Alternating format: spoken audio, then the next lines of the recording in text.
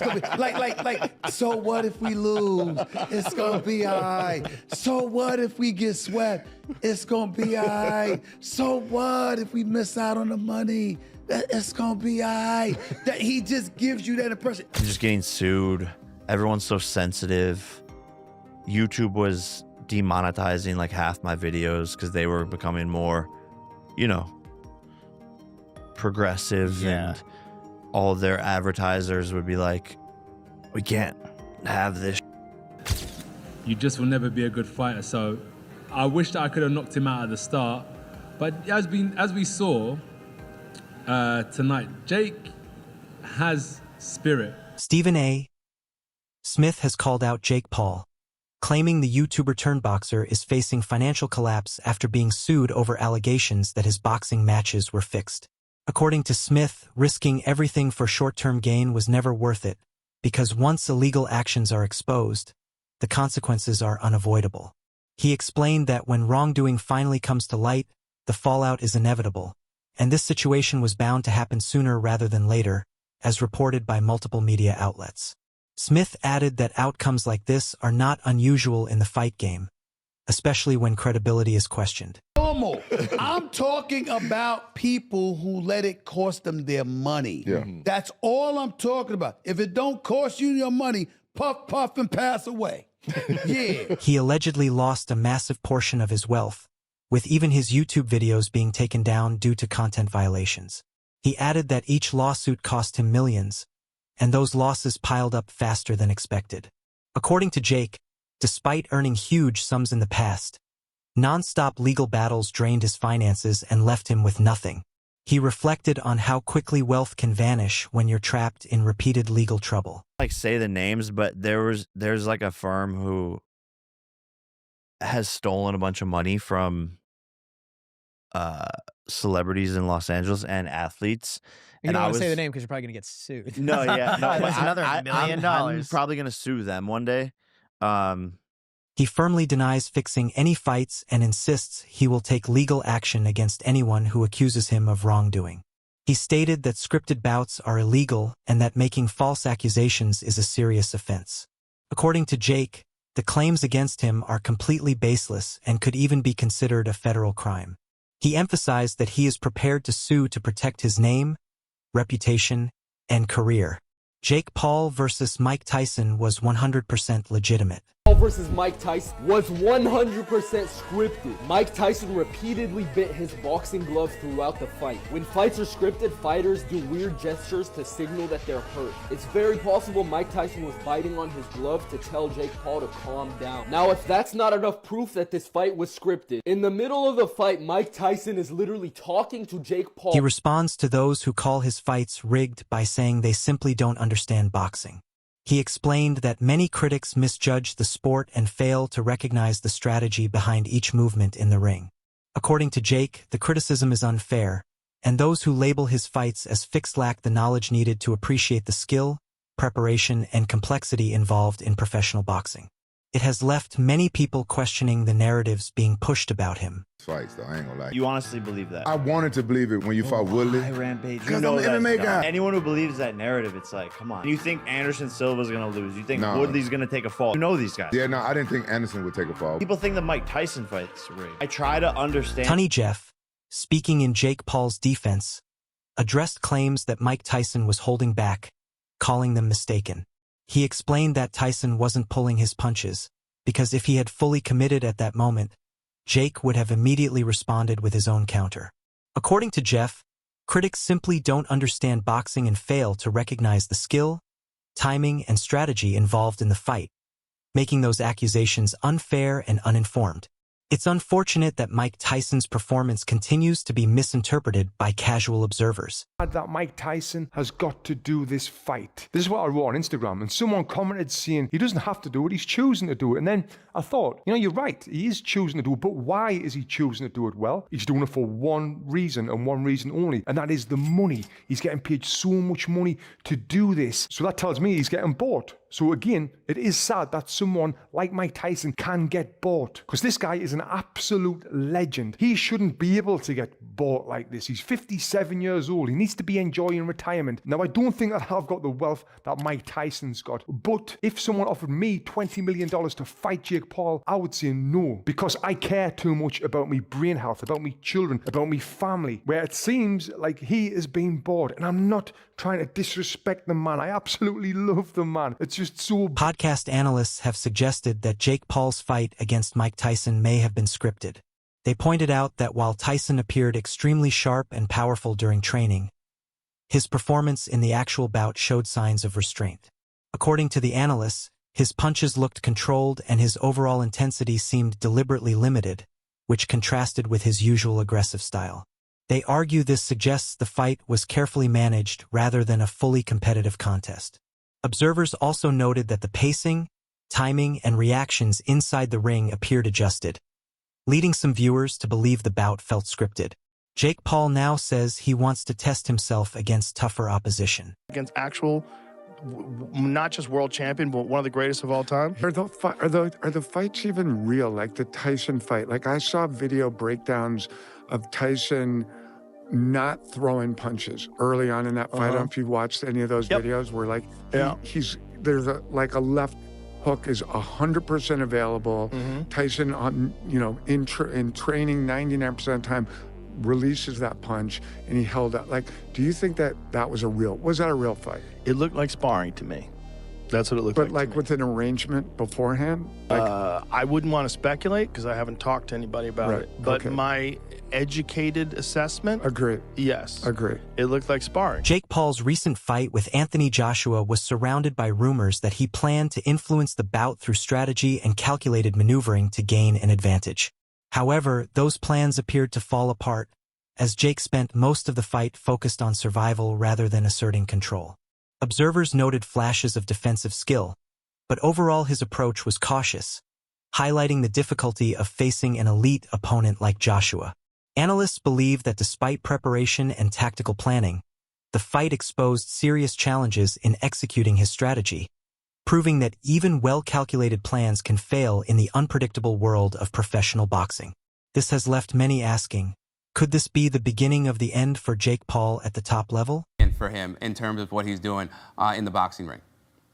Listen, so long as people will tune in and so long as Jake Paul is paid by Netflix or any broadcaster to air his fights, we're going to see this continue. And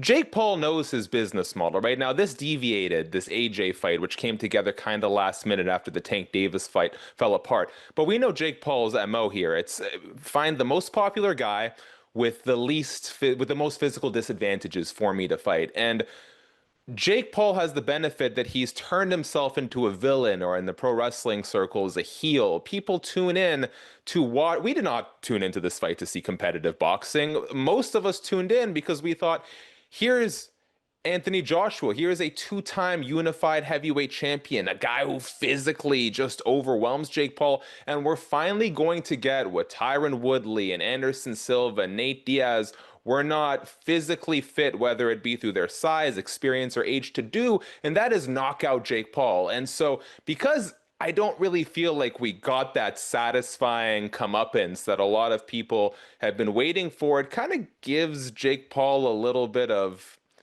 mystique, I'd almost say, to still try and string this along. Now, I don't know in terms, he says he wants to be cruiserweight champion. I'm not quite sure what the competitive road there is, because let's make no mistake, the reason this fight lasted as long as it did is because Jake Paul focused exclusively on being elusive. He did his best, and kudos to him, right? He did a great job of not getting cornered. He was always on the gas until the gas sort of fell out from underneath him. And so I don't quite know, short of leveraging his popularity, how he's going to get to that title shot if he's not actually going to fight. Viewers were left stunned during the 7th round of Jake Paul's fight against Julio Cesar Chavez Jr., as some fans claimed online sources had already declared Jake the winner before the final bell. These premature announcements sparked intense debate across social media, leading many to question the authenticity of the contest. However, this fight was not an isolated incident in Paul's career. Observers have long pointed to a recurring pattern: carefully selected opponents, media-heavy promotions, and victories that often appear predetermined. Watching this video, Jake Paul and Julio Cesar Chavez are currently right now in the 7th round of their fight. But when you go to Google and Google the fight, it gives an accurate breakdown of all their past fights. And then it comes to the current fight, and it says that Julio Cesar Chavez Jr. loses a unanimous decision to Jake Paul in 2025. The fight has not even played out yet. Yet they're saying that this is the end results as they are fighting right now, currently as it stands. This leans testament to the fact that people state that Jake Paul has his fights fixed. What's your thoughts on this? This is nasty work. Unbelievable. This is Google. He wasn't the first to face this level of scrutiny.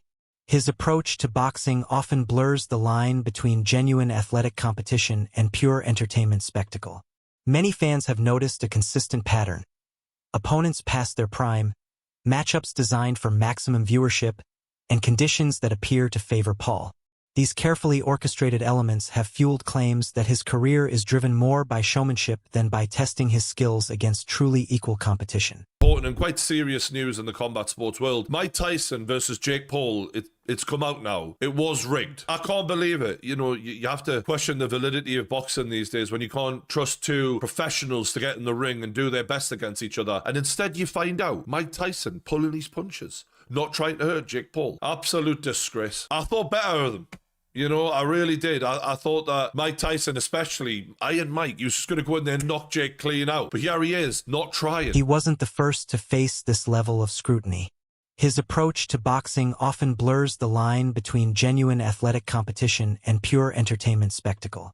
Many fans have noticed a consistent pattern: opponents past their prime, matchups designed for maximum viewership, and conditions that appear to favor Paul. These carefully orchestrated elements have fueled claims that his career is driven more by showmanship than by testing his skills against truly equal competition. For Jake, or if I think that Joshua is more experienced or better, I believe in I believe boxing's real.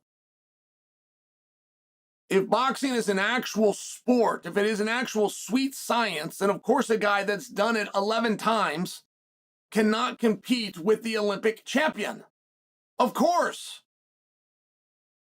This is before you get size in there, before you get professional world titles in there. A guy that's done this 11 times cannot go into the Olympic Games and medal. If boxing, in fact, should be believed. And I was with Portnoy. I liked it. I liked how he said that. So, you know, that's how I feel too. Because I'm also cheering for Jake Paul. But I get it. I know we're not going to win tonight. But that's a compliment to boxing.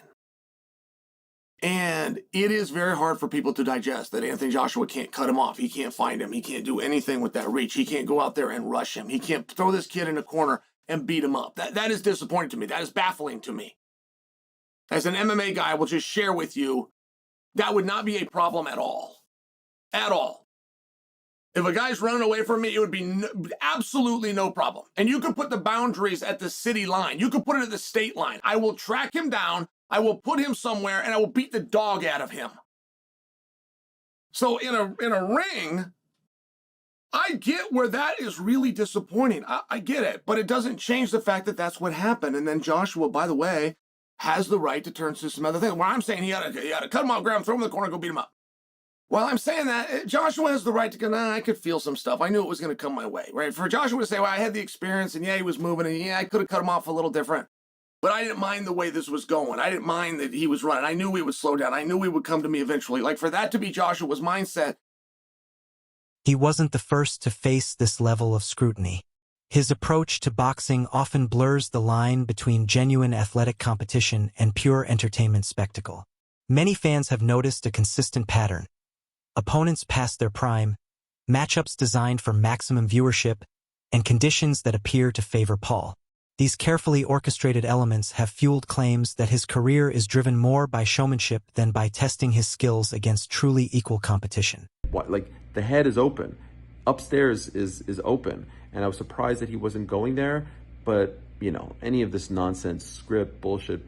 Like if you subscribe to that notion, you're an absolute idiot. You're an absolute idiot. There was no reason for, first of all, you go to jail. Why would Netflix, the biggest streaming platform in the world, partake in anything like that? Just use your brain.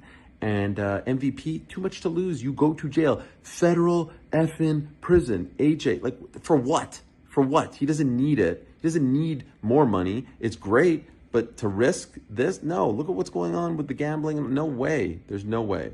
My respect for Jake has grown. I know people don't like to give him credit. You fight amateur, influencer, pro boxing. You have my respect. I don't care what kind of fighter you are. I don't care how many wins you have. You step through those ropes. You have my respect. He lasted 6 rounds. Most didn't think he would. I think the line as far as how many rounds was 2.5. So clearly most people thought he would be out of there around that point. And I think a lot of people were going with the under. He had some moments. He had the antics. Obviously the takedowns and all that weren't great. But golly, I think he was tired. The ring was bigger, and everyone said that was going to benefit him, the 22 by 22 ring. But, cardio has been an issue for him. And so when you're circling and dancing, you're going to get tired. You're going to gas out. And I think that happened. Arms were down, and he was getting pinned. He was getting cornered, and he was getting, AJ was doing a great job, I think, of not letting the fight be contested in the middle of the ring, cornering him either in the middle, like the turnbuckle, or up against the ropes. He was cutting him off perfectly. And so I know people are going to be upset that... Further insight focusing on the... Rafael praised Jake Paul for lasting as long as he did against Anthony Joshua, noting that his defensive, cautious style, though criticized by many viewers, was likely the only way he could survive multiple rounds against a fighter of Joshua's caliber. From Rafael's perspective, the bout highlights the challenge of bridging spectacle-driven matches and true professional-level competition. This theme of engineered outcomes isn't limited to Joshua or Chavez Jr. In previous contests, critics have argued that Paul's opponents were carefully selected to maximize audience engagement while minimizing real risk. You said, did it go 6 rounds and last, a few longer? I'll give credit to Jake for hanging in there. Part of it was because he employed an extremely unfriendly for fans style, but it was the only way he could do it if he wanted to survive that many rounds, which is to basically get on his bicycle and ride around the ring for a bunch of rounds and then get off his bicycle and run, like a criminal at night after the cops show up. So it is what it is. I mean, it'll be the fact that it still resonated shows you the interest that there was in the fight, and certainly that knockout was a viral clip. And, as I'll quote the great philosopher Eddie Hearn, we're going to take care of Jake Paul and on to the real boxing in 2026. Yeah, the great philosopher. Eddie will like that. Yeah, he will. I might take that out because he'll like it too much. Look, in terms of AJ now, I think he's always in a no-win situation. I think unless he flattened him within 10 seconds, someone would have something to say, whether it be before the fight and why is he doing this. Look, we know why he's doing it, and it helps him, I suppose, in the US market as well in terms of coming over here and making a big splash. But do you understand where some people maybe have been a bit critical with how long it's taken, or is it the fact that you fight a guy who's that, like you mentioned there, he's a novice boxer and he's moving around the ring? Was it down to Anthony to cut him off sooner, or do you see why it went that long? I mean, look, Anthony certainly could have done a better job cutting the ring off, and Anthony Joshua was the first one to say so himself after the ring. I mean, I've always viewed Joshua as pretty honest when it comes to his... Critics have questioned Jake Paul's decision to put a 58-year-old in the ring for one of his bouts, arguing that such arrangements would never be allowed under normal competitive circumstances. Some suggest that the fight's outcome and structure were largely predetermined, driven more by financial incentives than athletic fairness. The perception that Paul's matches are rigged is reinforced when patterns of opponent selection, media-heavy promotion, and carefully managed fight dynamics are considered. Despite the criticism, Paul continues to assert his legitimacy as a fighter, taking on high-profile opponents while maintaining a relentless media presence. However, the controversy surrounding his fights persists. Observers note that while Paul demonstrates skill and endurance, The combination of carefully selected opponents, defensive strategies, and spectacle-driven promotion contributes to the perception that many of his matches are more show than sport. Analysts and fans alike continue to debate the authenticity of his career.